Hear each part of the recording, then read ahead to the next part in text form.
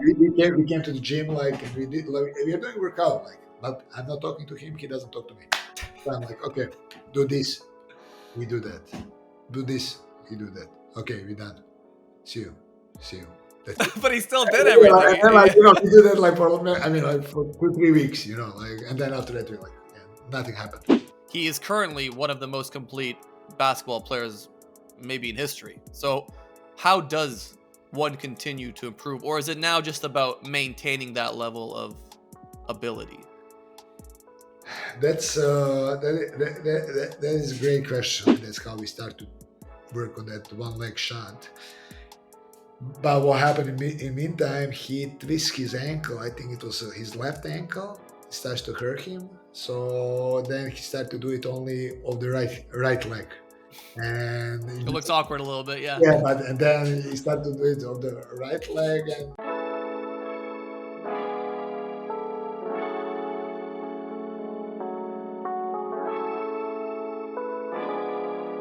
You're listening to Board with Nelly.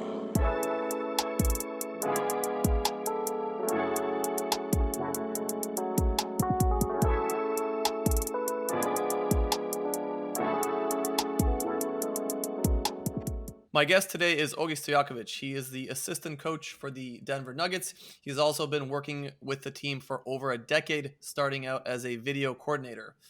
On a daily basis, he works with the best basketball player on the planet, Nikola Jokic. He is an NBA champion, a FIBA World Cup finalist, and is currently working as an assistant coach for the Serbian Olympic team. Wow. wow, What a resume. wow, What? it sounds great when you said it. When I read that back to you, how does it sound? Because you started almost 15 years ago at FMP. Does this resume, does these accolades actually mean something at this current time in your life? I mean, theoretically, I think that I started like as a coach, I think 20 years ago, more than that. Wow. Yeah, Yeah. that's first part. But like when you said it like when you said it like that, and I don't know, it just sounds cool, honestly.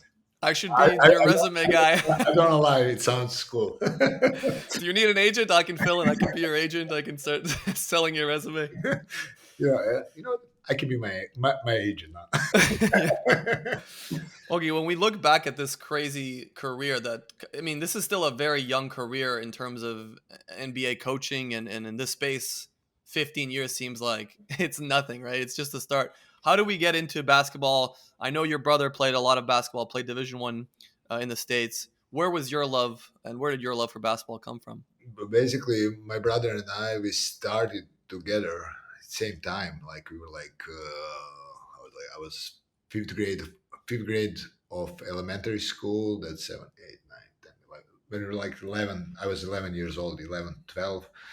And then it was literally in our neighborhood. So we did karate before that. Mm-hmm. And we had just like we moved to different part of the city, and in front of our building there were like basketball hoops, and like that's like, and our father played basketball before, and just one thing lead to another. We started to play basketball, and in the neighborhood, right? And Yeah. that's how it started, So just What are your I guess highest basketball level? What level did you play at? I played back in the days. I was when I was 16. I was a part of pro team basketball club Mladost. That was like Mm-hmm. Division One or like highest level of in that period of Serbian League. And actually, it was like I think that period was Serbia and Montenegro. Yeah. And I was 16. I was a part of that pro team, like as a young kid, young pro kid who kind of like had some kind of future, but Right. obviously I didn't have a future in that. You had a different kind of future. That's still a good one. Yes. What were your what kind of player were you? I don't know how tall you are. I think you're a little bit shorter than your brother. Yeah.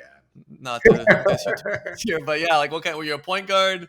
Yeah, I was playing. I was laughing because Facundo Campazzo was a part of Denver Nuggets. Ah, yes. So we kind of like even like to look like with a beard and like dark hair, and we're same height. And actually, the funniest part is actually that I played like literally like Really? like very very similar. And we always laugh. I was Facundo Campazzo for the poor people.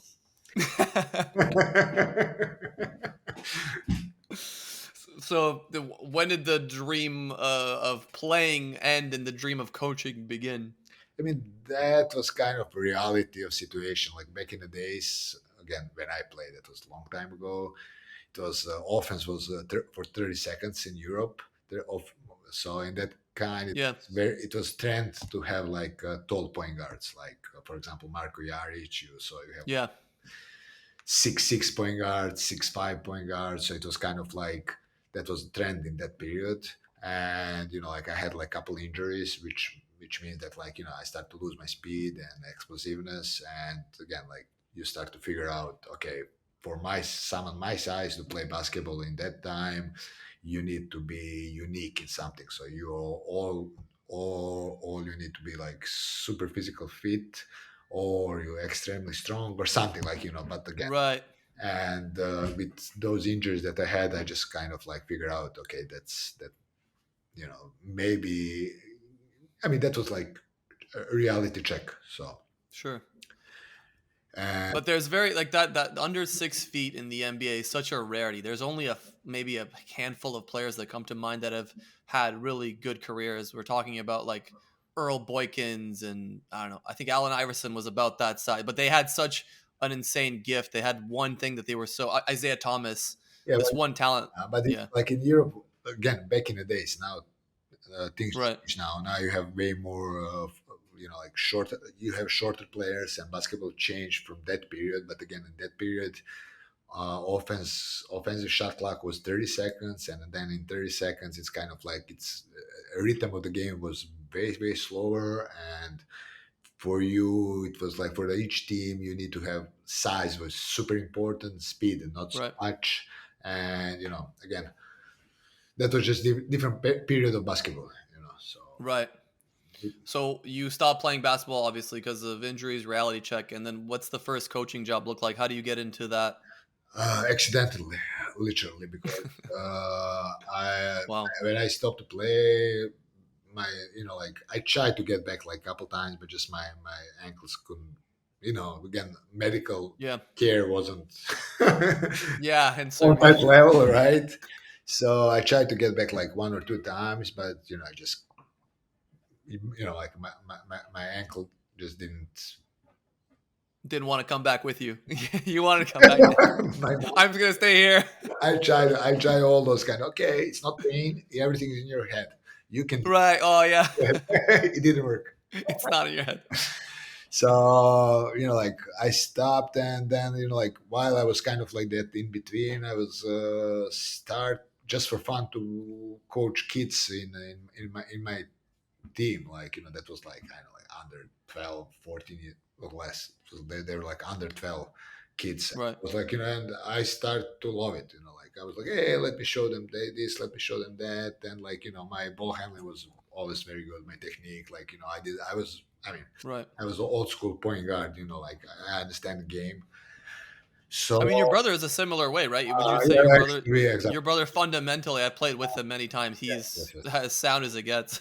Yeah. So it's kind of like it's. Uh, I mean, I just started to love it, and like it was super fun for me to see feedback, how those kids are growing, how they're picking up stuff. And maybe like 20 days after that, or maybe 30 days after that, I saw one older coach, famous in Serbia, like famous. He's known as someone who knows how to develop young players, how to put them in the right position, right system, and so on.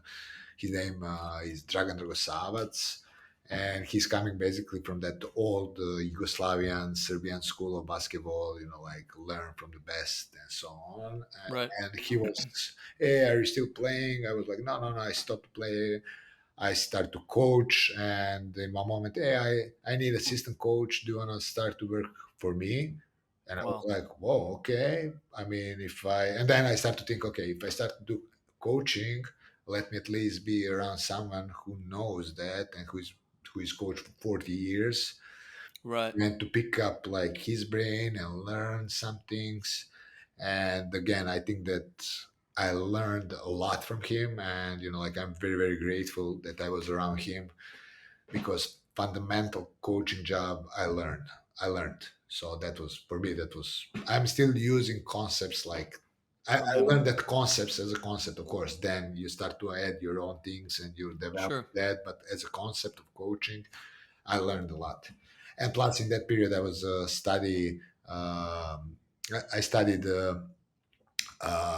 faculty for sport and physical education, and just again, like I picked up a lot from my faculty, from my college faculty Sure. actually, and then like picked up a lot of from him, and again, one thing lead to another, and that's how I started.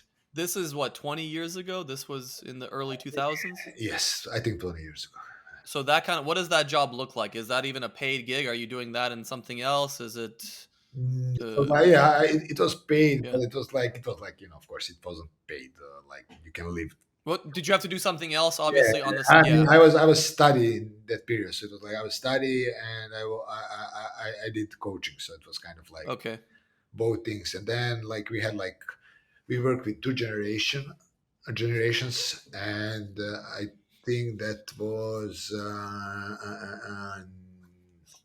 now all those generations mix. 1991 and 1992, bro, with those two Wow. generations. And what happened then, one of the best teams in Europe in that period for development young players, FMP, called us with those two generations to come to their team, to be part of their team. And Wow. actually they offered him a job, Dragan. They offered him a job to be kind of like chief of that youth program and so on. And that's how I moved from like from there to FMP system. And again, Wow. that, I mean, just, That was a quick amount of time. That was not a that didn't how many years was that in between? I mean, we worked for, I think it was like 2 years, for 2 years there. And but again, that was so, with those two generations, I mean, we did really really good job. I mean, again, like it's always ungrateful to talk about what you did, but again, Sure. we did because there is a reason why they called us. Because I think that we beat, for example, that FMP in that period, maybe like 30, 40, 50 difference. But again, but Wow. but like not Yeah. by, not because we are such a good coaches we trick them, but because our kids grow up and developed in such a good manner. So Right. So how do we go from that coaching job to starting in the NBA and getting an NBA opportunity as a video coordinator? again, Again, accidental. not kind of accidental, but like again, Yeah. it's very hard when you start to talk to people. I say like, yeah, it's sometimes you deserve your luck.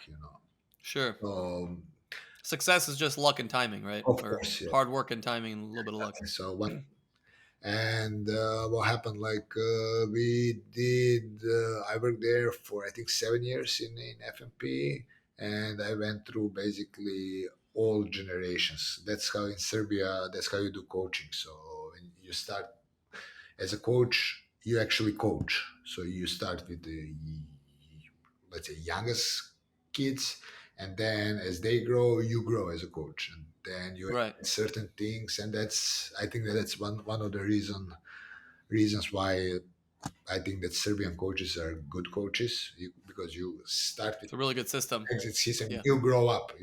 Players Right. are growing up, and you also growing up as a coach. You coach all the time.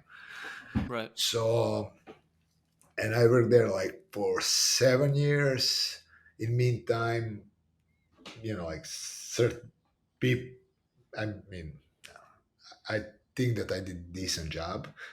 Yeah. And one of the, uh, in meantime, I met Tim Connolly, who, I mean, I met him. I met him because like Yaron Arbel, who was a international scout for him, and while he was working in New Orleans, he was the guy who actually recommended me to team, and he said to team, "Hey, this is the guy who is doing like good job and good guy," Wow, and like that's huge. yes, That was a huge and call. I don't know, he just kind of like recommended me, and in meantime, I stay in touch with Tim Connolly, and in one moment, Denver Nuggets actually, Denver Nuggets needed someone like me, someone Yeah. with international experience, someone who knows how to do things that I'm doing, and he pulled the trigger and brought me to Nuggets. Were you making scouting reports of Serbian and European players at the time and sending them out? Were you also doing some sort of scouting duties? Because I think I could be wrong, but I think your brother told me you had really long, detailed reports of various players and maybe leagues, or am I mistaken? No, his was like every time when he needed some kind of information about players, he asked me. I was, hey, what you think about this guy, or what you think about that guy, and then I start to be like, okay, let me let me tell you my opinions about certain guys, and that's how I Right. like. Was it EuroLeague players, Serbia specific players? Any play? What kind of players was he asking about? It was more about what's the name, Yugoslavian, Yugoslavian. The, Adriatic League players. gotcha. He asked me about certain guys, then I start to kind of like, I told him like this, and that, and I was like, okay, why wouldn't I write report about those guys? Again, in my opinion, Right. and that's how I, did one time. Then he asked me about second guy, I did that, and then I was like, okay, if I do that, let me kind of like write you a couple of reports about players that might be interested, like might be good for NBA. Again, in my opinion, of course.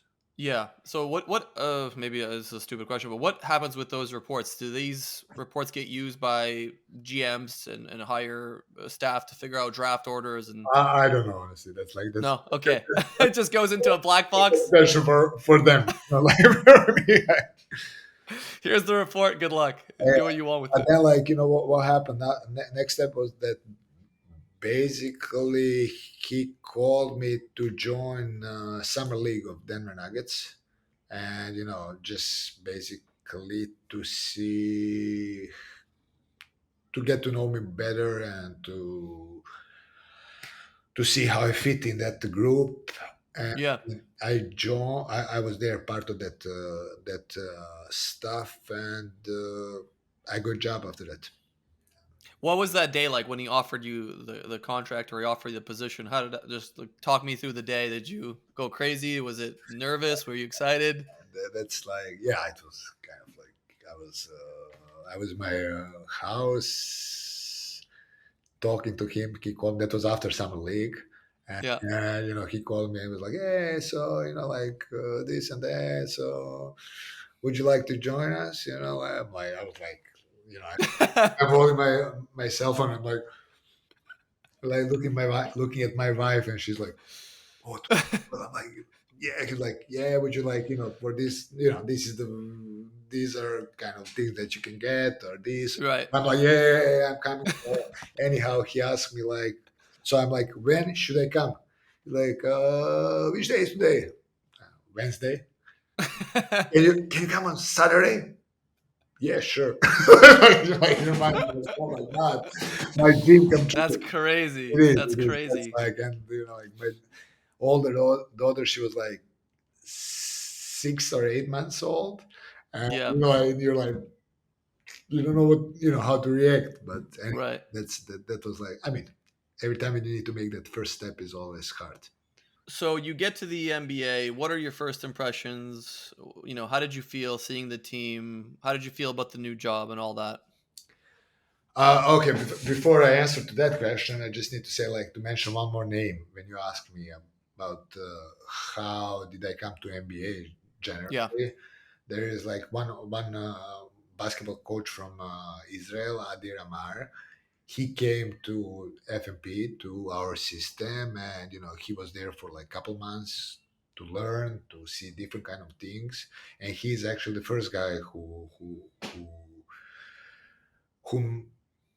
Made that move possible. yes, Made that. he, Yeah. he was the guy who said to Yaron Arbel, he said like, "Hey, I have a good guy, good coach. Right. He's doing this and he's doing that, and he's the guy who actually recommended me to Yaron, and then again, Yaron recommended me to Tim, and that's actually how I got there. So, Huge. long story, Shout out. yeah, long story short, like, be a good person. I think that that's all Yeah. important.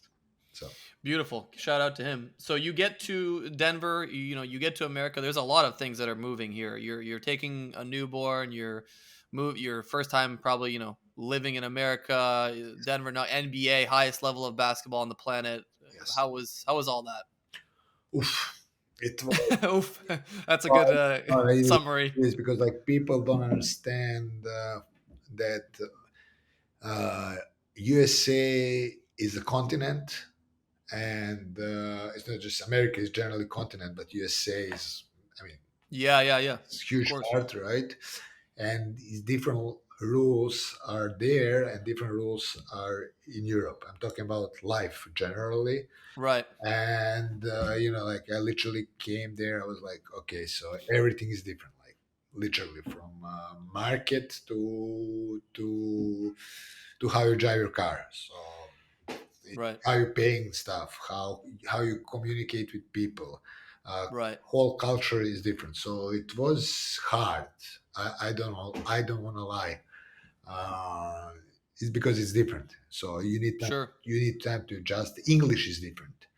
Why? Sure. Why am I say that? Because in Europe, when they teach you English, usually it goes like, "Hi, my name is Ognjen," and then Yeah. like, full sentence. And suddenly I came, and everything was way faster. Everything was in slang. Everything was Yeah. like whoa, like wait. Yeah. Anyhow, it wasn't easy at all. I had the same experience when I was learning Spanish online in Canada, and then I moved to Spain, and then everyone's like, like a machine gun. Exactly. In one moment, you're like, "Oh, I got, I know this. I got this like easy." See. See, and they just, I'm like, yeah, uh-huh. Um, But see. So yeah, the language, the culture, the basketball. How did the team look? This is I mean, same thing. Basketball is different because it's right. also like kind of like certain rules and certain things that apply in Europe that doesn't apply in USA or NBA, and same and different. Like same thing is opposite. So anyhow, you need to adjust to all of those things. So Right. terminology, basketball terminology is Sure. different. So like I'm like, okay, so what does it mean? So but again, when you say someone kind of like pinned down in USA, they know what you're talking about. But when you say back in days, we call that off screen. So Off screen. it's Ah, kind yeah. of like again, terminology Right. is It's like learning English, like British English, and then learning like Australian yeah, English, or like, yeah, it's different. anyhow, it was So what does the Nuggets team look like when you arrive? Is this the Nurkic era Nuggets? This is yeah, before yeah, Jokic. that was like first year. That was year when Nurkic was drafted. Okay, and what did that look like? Because Brian, Brian, Nurkic Shaw, was Brian, also Brian Shaw was head coach. That was Brian Shaw was head coach. Because Jurkic was also he still is a very talented player, but at the time he was thought to be potentially the next big thing out of the Balkans, right? There yes, was a high ceiling on him. yes. And what did you see when you first got there? Because it was the first time watching him play, He's. probably. I mean, again, like he. I think that like, he's super talented. That's. I mean, Yeah, and obvious. and one thing is like I think that he has a good career. That's also like, but Yeah, that's yeah, he has great career. So yeah. I think that Considering the average NBA career is like 4 years, and yeah, he's already like going to be at 10, and he's averaging like 20 and 10. I Like mean, he's for 9 years. it's insane. He's for 9 years, 8 or 9 years. He's NBA starter. So Yeah, that's insane. I mean, that's a good career. That's a really good career. So So, were you working closely with him at the start because of your yes, background, language? I spent a lot of time. That was one of the reasons why they brought me because Ah, wow, yeah, because they drafted a lot of players from Balkan region. So right, Geoffrey Lorraine was there. What's his name? Nurk was there. there was like a couple more. They drafted Nikola that year, Yeah. and there was like whole that trend was toward the Balkan players or Adriatic League. It's not just about because Joffrey is from France, but from trend was players from that region or Right. players that play Adriatic League. Nikola Radicevic was drafted. So later Latko Čančar and so on. So there's Yeah. players from that region. Now we have Šarić. So Yeah. We have a lot of talent coming from Serbia. What does your job look like there? I get a little bit more detail of what you're doing with the players and stuff like that. I mean, I was like officially. I mean, officially. I started in the video room basically, but I was helping on the court as well. That's Right. usually that's how it goes. You're like that's first step. First step. Okay, they put you in your video room and you're helping on the court that player development part, and that's Right. how I started. And I don't want to lie, it was terrible. Really? Yeah. It's tough. I know it was tough. It was video room. I didn't like video room, so I was like, It's like the base. It's like yeah, the I was like, corporate ladder. You have to oh, start I need climbing, to do right? this to cut this to do that. I was like, oh, Right. I mean, I'm coaching for 10 years, and I need to do this. Were you doing video editing? Were you doing like video editing and cutting up footage? No, yeah, I did, but I did A like little bit? just fundamental kind Okay. of basic stuff, and so. But still, I was like, okay, I'm wasting my time here. Like, I need to Right. be on the court. I need to coach, but that's how system works, and Sure. it makes sense. That thing actually helped me a lot to learn a system, to figure out certain things, and like I think there's like famous line: every work pays off, right? Right. So Yeah. yeah, in Serbia, or if we say in Serbian, that would be like svaki rad se isplati. It's fucking out. Yeah. So All work pays off. all works pays off. Yeah. So it kind of like again that I didn't like that in that moment, but I think that was a good thing for me, and I learned a lot during that, especially first year. So His first year is the Nurkic year. Second year is when Jokic gets drafted. I think that he was. Third. I think that he was drafted same year as Nurkic. Same year. Yeah, I think Was he? we need to check that. Jokic. But Yeah, let's see. he came 1 year later. He came. He played a year. He remained in the Serbian league one more year. 2014 was his draft. Nurkic draft year. 2014. Yes, they both got drafted at the same. Wow, that's kind of crazy. Two centers being drafted in the. And Gary Harris was that year. What was the plan then? Was the plan to draft both of them because they were the? I mean, Jokic was kind of a free pick, right? Because he was so late in the draft. So they wanted to see which one would develop into a better center. They took both because it's weird to draft two centers. No, in the. Again, not a question for me. It's okay. You don't have to. You can just guess or like why do you think they drafted two centers? I guess I don't need like a professional. I mean, both of them were very talented, as Right. so everyone in their own way. So it's kind of like I assumed that it was okay. I mean, if you have talented players, you want to have as many talented players as possible in your team. So I think that was idea. So, Did you know about Jokic before he got drafted? And yes.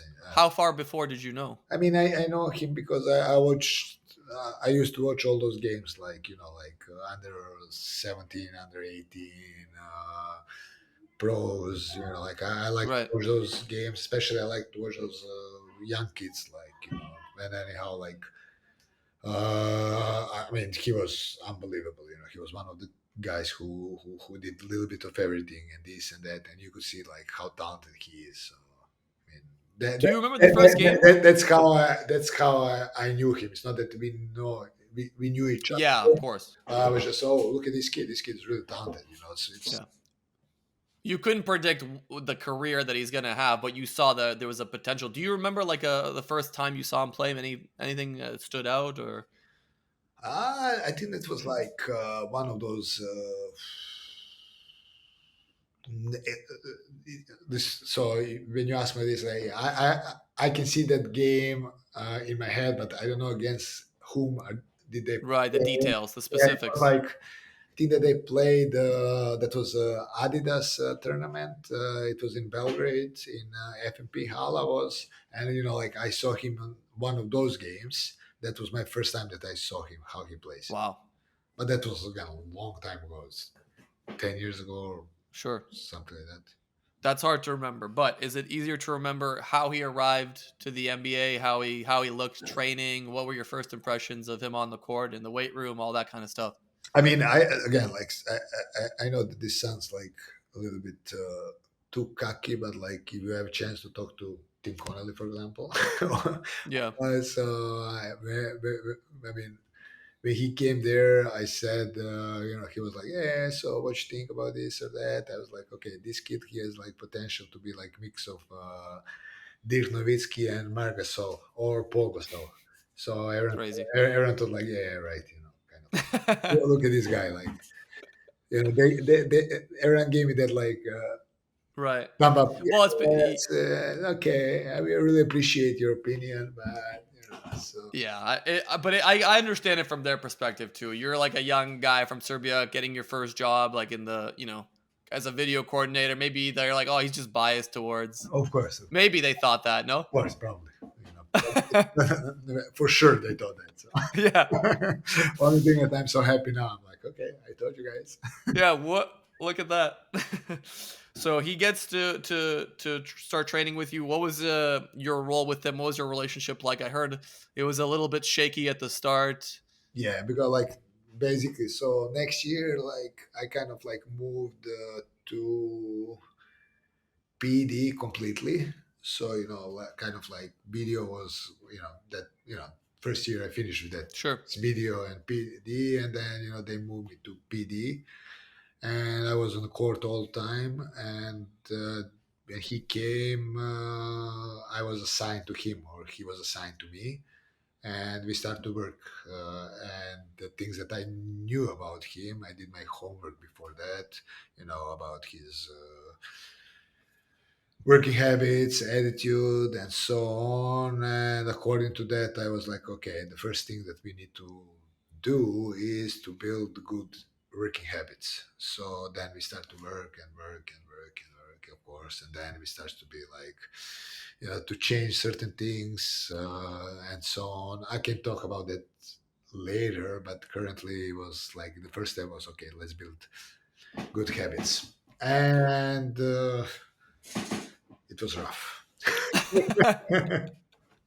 What was that? Do you remember like a funny story, like where you guys were both pissed at each other and No, but that's kind of like, again, like I always said, it's normal, like because yeah, all those talented kids and young, especially young talented kids, they know who are they, and they're always stubborn, and they always have their own attitude, and sure. that's how it should be.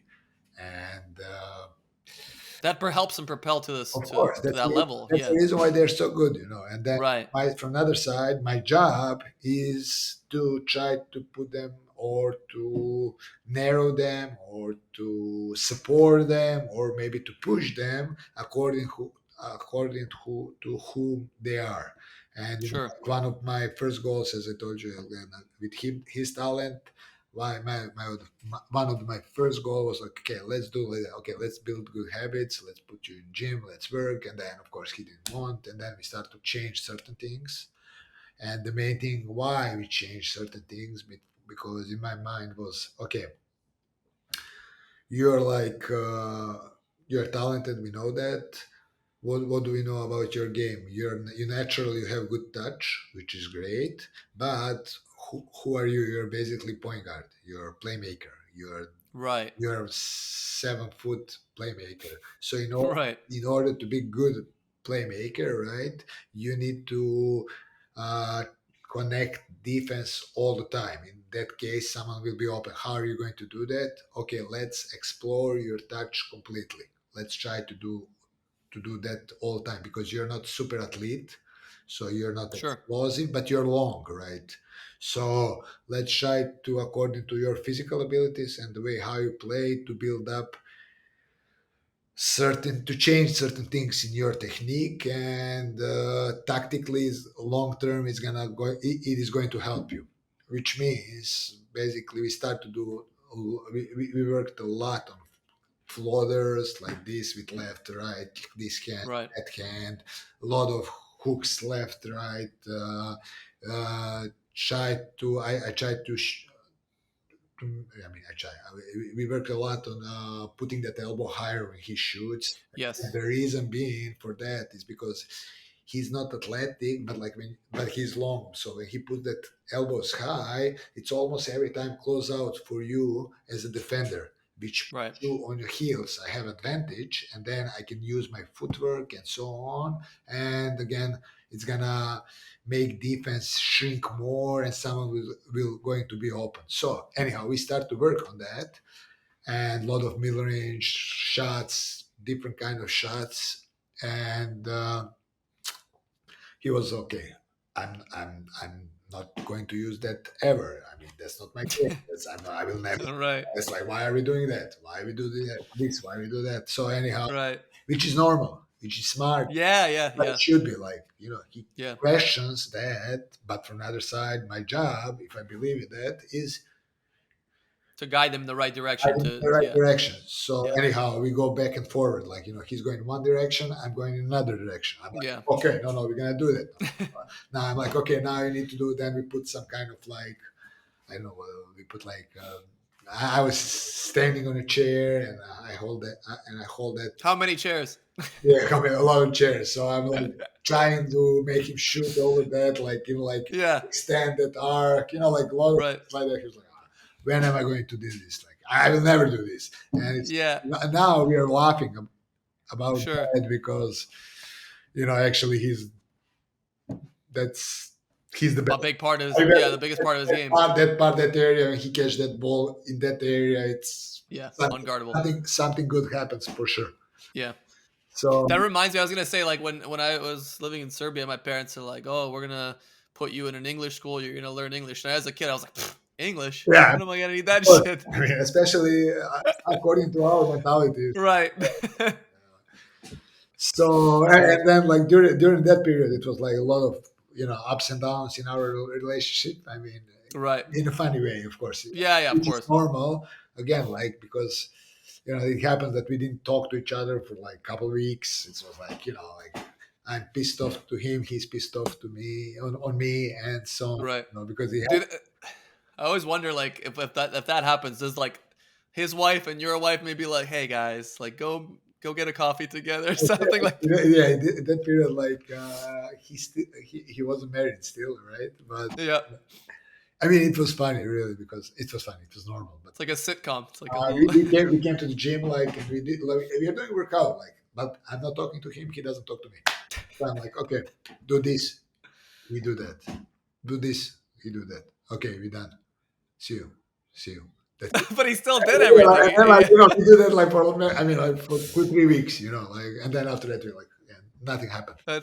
That's a funny video, like a sketch video. Like he's still listening, he's still doing everything, so you can't even be mad at him. No, no, Like no, you just, but like he's like, okay, you want me to do? yeah, yeah, We'll do it. Okay, so. I'll do it. Yeah, fine. How many 20 sets? Okay, fine. Okay, can I go now? And, That's awesome. and it was fine. Again, I'm walking with my wife, and she's always laughing about that because I have the tendency to talk to myself. I'm one of those guys who are walking down the street, and I'm like, I mean, in my own Right. thoughts. And during that period, I was talking a lot. A lot.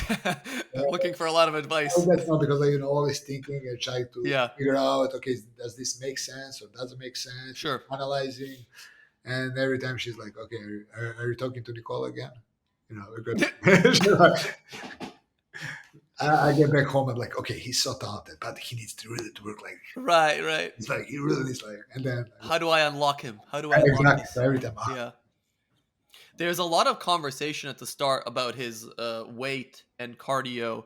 How much was that a problem when he first started playing, and he started playing against these really big physical centers who would beat him up every game?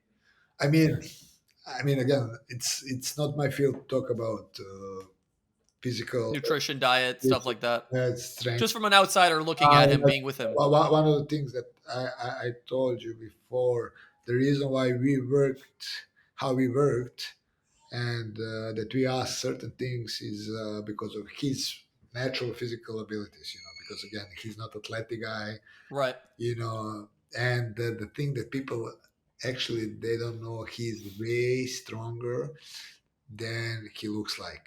I mean, I know that he doesn't have abs, but he's very I get it. strong. Core strength, Yes, positioning. and his like shoulders are wide and strong, Yeah. strong hips, and he's using his body weight great. And again, he's very very stronger. But that's that's a reason why we worked and why we insist on certain things, because that's who he is. Like, our job is basically the main thing about coaching job, in my opinion, is to put the guys in right position to reach their full potential, or to narrow Right. them to go to the certain.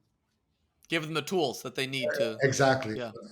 After that, everything is about them, their talent. Like, how far are they going to go?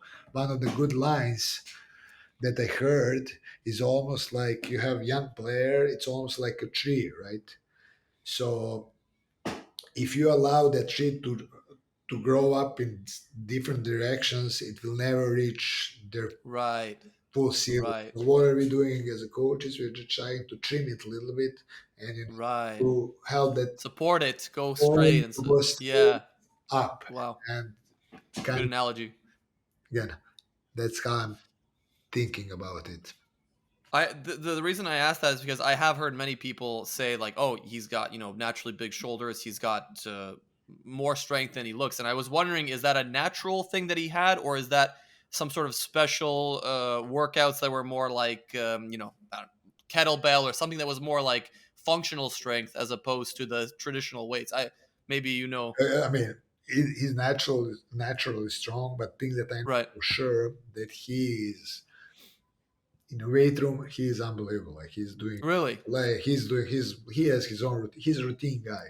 So I mean, again, crazy. it's funny now when we talk. Yeah, crazy. And the funniest part ever is actually now people who come to watch Denver Nuggets, or come to watch our workouts, practices, his workouts. They're like, he's such a hard worker. He's so like, his own routine. I'm like, yeah, right. He has his own routine. Now, yes. Yeah, but isn't that funny that like I don't know if you say you don't go much on the internet, but the whole internet slash meme culture is like Jokic doesn't care, he doesn't work out, and yet he has all these like he's just naturally gifted.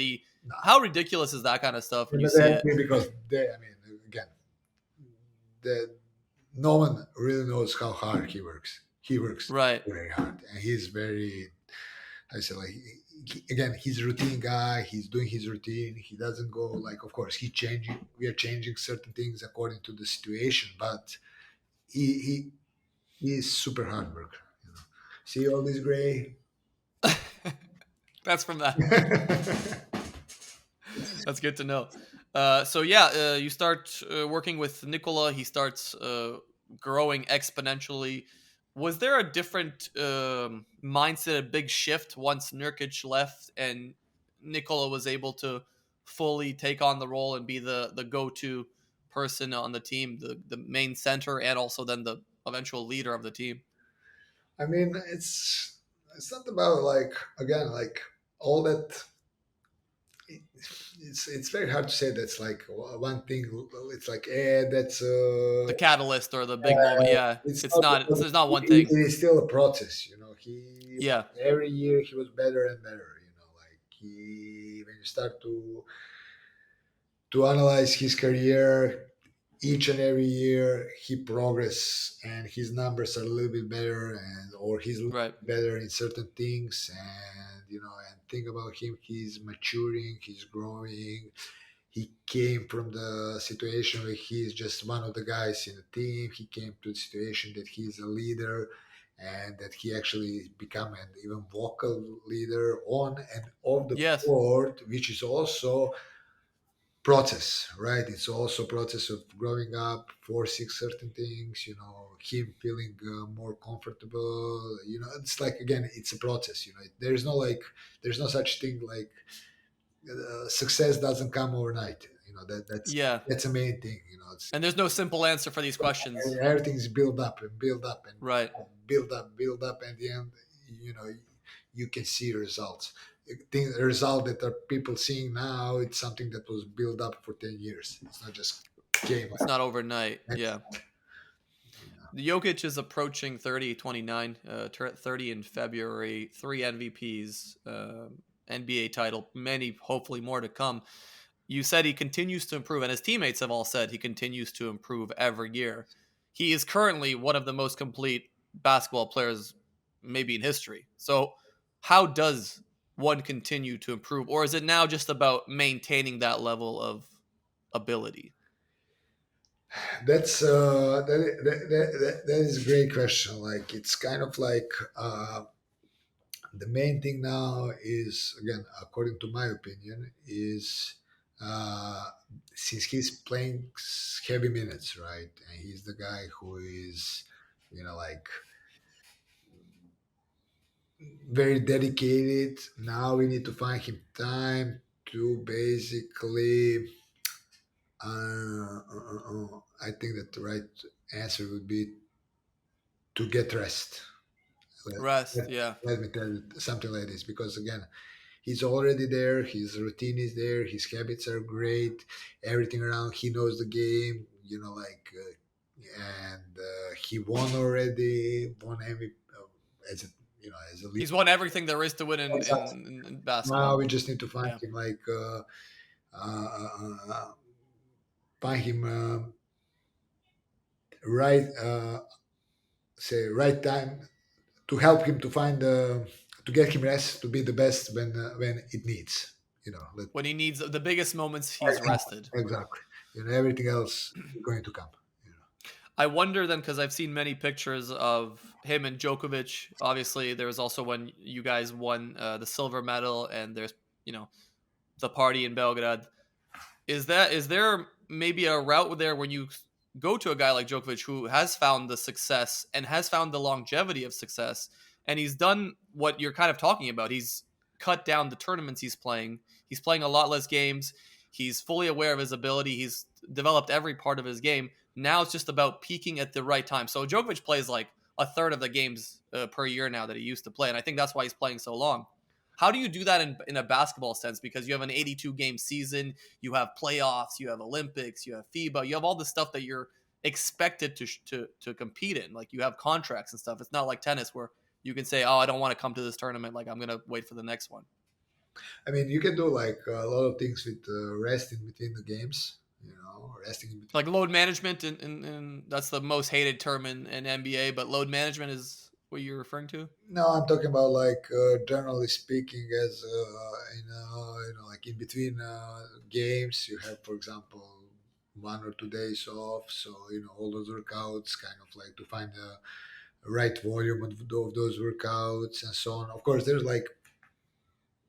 load management is also Yeah, one of the tools that you can use, but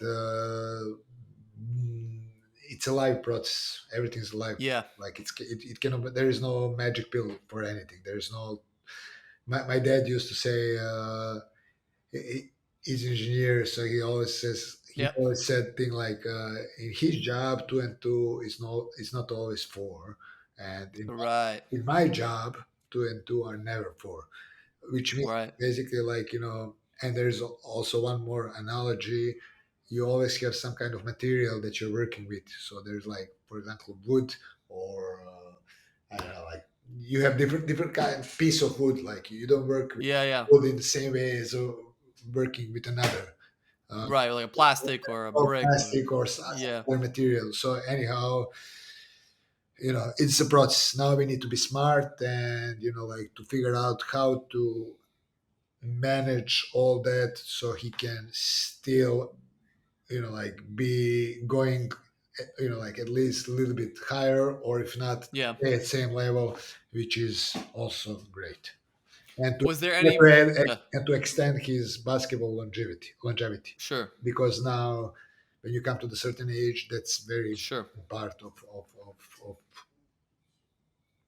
coaching. Or Of just life. It's you're gonna get older. You're gonna have yeah, you're gonna have more problems, soreness, injuries. so that's something that we need to figure out also. It's gonna be fun, because it's Yeah, gonna be a new challenge. new challenge, and we're gonna see. Speaking of There are a couple ideas, but we're gonna see.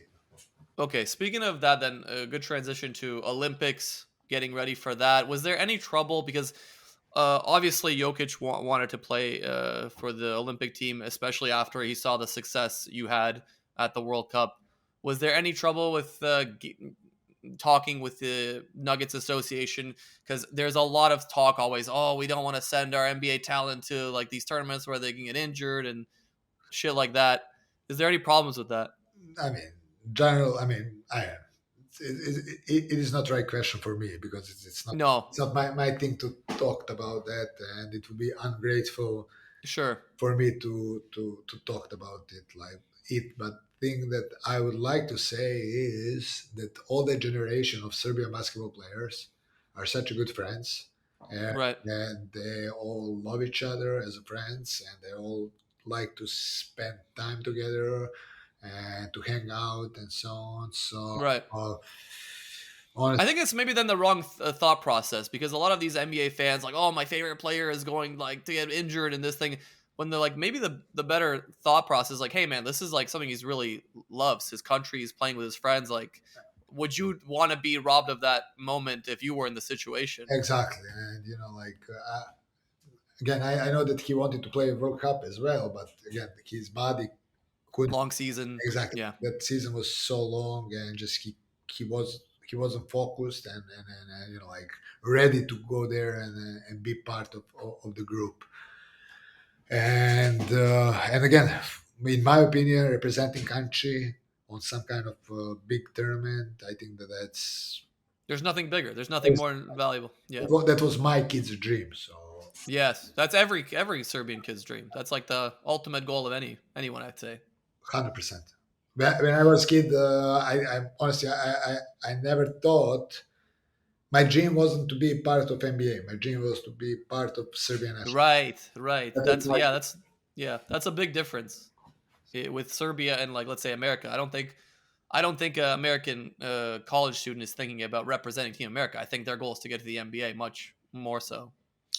I think that you're right, but again, it's my Sp- opinion. uh, sp- Speaking of the Serbian team, you've now worked for the World Cup. You're now working for the Olympics. You've had a busy few weeks.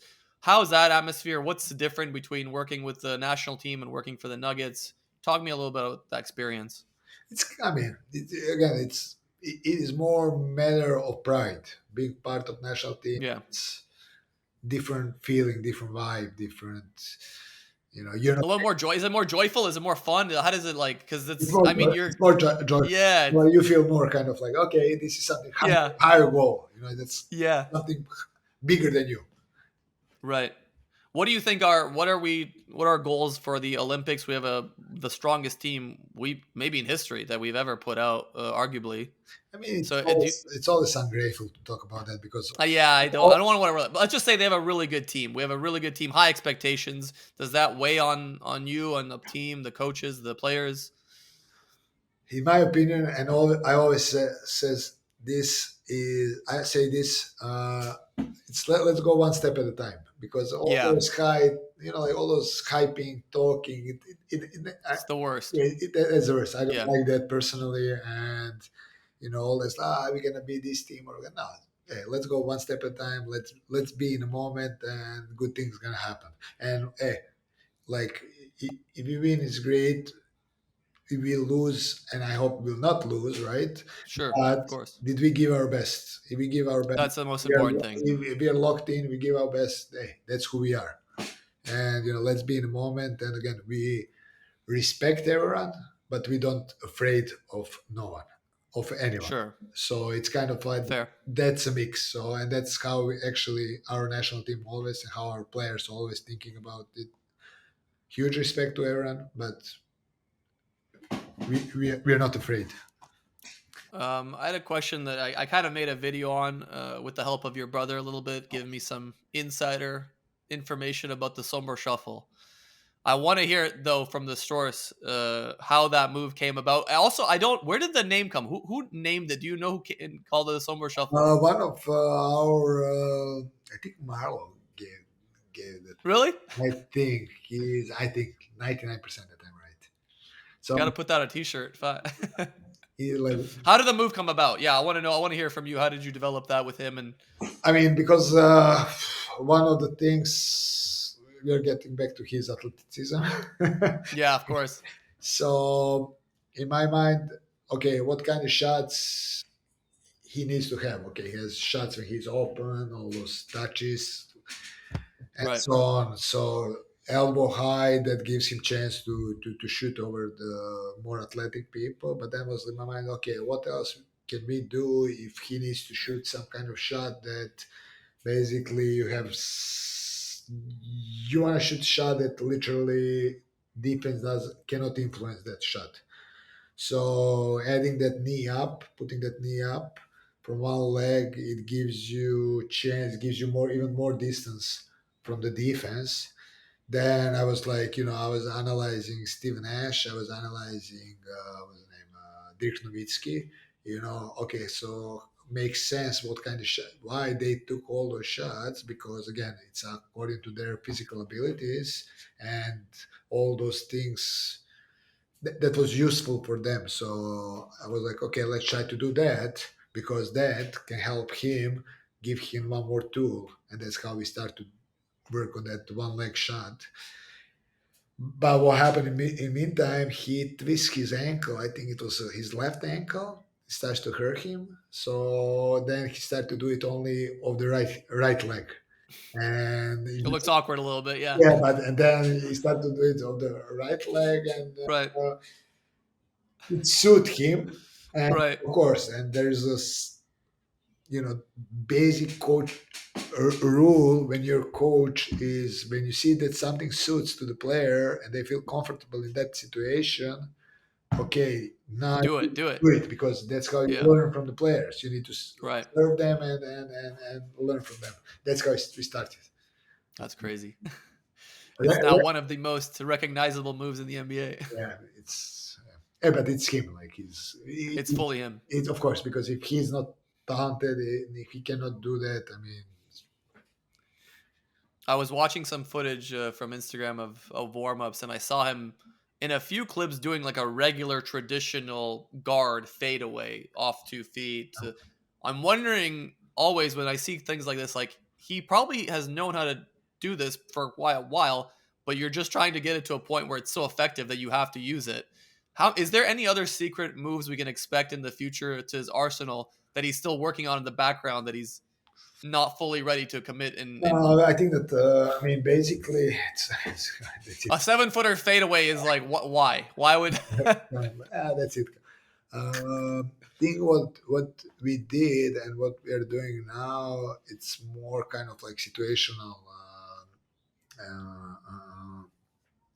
Are more situational things, which means one thing lead to another. Like we start with like things that's long term is gonna help him be who he is. Then right, according to the game, and like when we saw certain kind of like holes that we need to fill in, we add more ball handling, more playing, attacking from the perimeter. Like right. nail ISOs. That's something that In certain pick and roll position stuff like that, very situational stuff. exactly. Yeah, So that's how we kind of like adding or changing things, or if defense guard him a certain way, we try to add all those small wrinkles.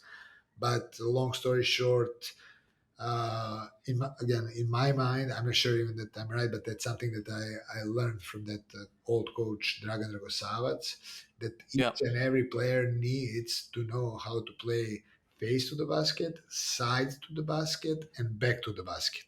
In that case, right, you have like, and we basically all those perimeter technique or inside game technique, elbow technique, we just mixed up everything. And again, he's such a talented and smart basketball player and great person. So it's just actually I look way better because of him. So that's I mean, what's the expression? A rising tide raises all boats. So that's that. why not? When you first won the when he first won the MVP, you actually went to Sombor with him, right? To give him I think the trophy, was or second. second one. That's What I want to know what that was, what that experience was like. What did you guys? I mean, obviously, probably some Rakia was enjoyed, but what else did you did you do? it was great. It was so emotional. Yeah, He didn't know about that, so we all came. There's from Denver Nuggets came Josh Conke, our owner, Mike Malone, Nick was there, Bob was there. Uh, wow, the whole everyone, yeah, Felipe was there. It was like Tim Connolly was there, so it was wow, like five, six, seven of us. If I miss someone, I apologize. Then they organize everything with people from Serbia, actually from with his family, his agent, and we all came sure, there. It was a surprise. His friends were there, like the closest friends, yeah, yeah. and he was riding his he was I'm not sure he's the right word or He's a character. yeah he did like Yeah, his thing with the horse. I don't know, like, so he didn't know that we're gonna be there, so he got back and he saw us. Music was there, and yeah. music started, and Tamburashi, a little Tambura, bit. Yeah. and we all, it was so emotional. Honestly, it was such a nice. It was really nice. It was almost like, I mean, I cannot. You You have to be there. You have to experience it to, so you cannot yeah. explain that. So the final thing I have a question for you is you have quite the career ahead of you. Obviously, what are your big aspirations going forward? Are you looking to become a head coach, assistant coach? Are you taking it day by day, stuff like that? I mean, my personal goal is become a head coach. That's kind of like that, or kind of like my lowest goal would be like a little bit lower goal would be like lead assistant and basically offense oriented. That's Wow, that's cool. kind of like one of those two things. But like it's gonna be head coach. It doesn't need to be NBA or whatever, but it's gonna theoretically I'm ready for my next step and it's gonna happen. Come to Valencia. Come coach our team here in Valencia. Yeah. It's pretty nice. We got a little bit of sun. Nielos. Nilosh, not bad. Not bad. Ogi, thank you so much. I mean, I get why you and Jokic work together. You're both very nice, humble guys. Never speak highly of yourselves, but clearly your work has paid off, and the success you've had is phenomenal. So I wish you the best in the upcoming Olympics and the next NBA season. Thank you so much. I really appreciate it. I think that this is a good line. It's like I think that it just happened that in that moment he needed someone like me and I needed someone like him. So we just I hope they make a movie one day. It's like a Serbian buddy cop, kind of like a comedy, and who knows? Who knows? yeah. Thank you so much, John. I really Thank you so much. appreciate you calling.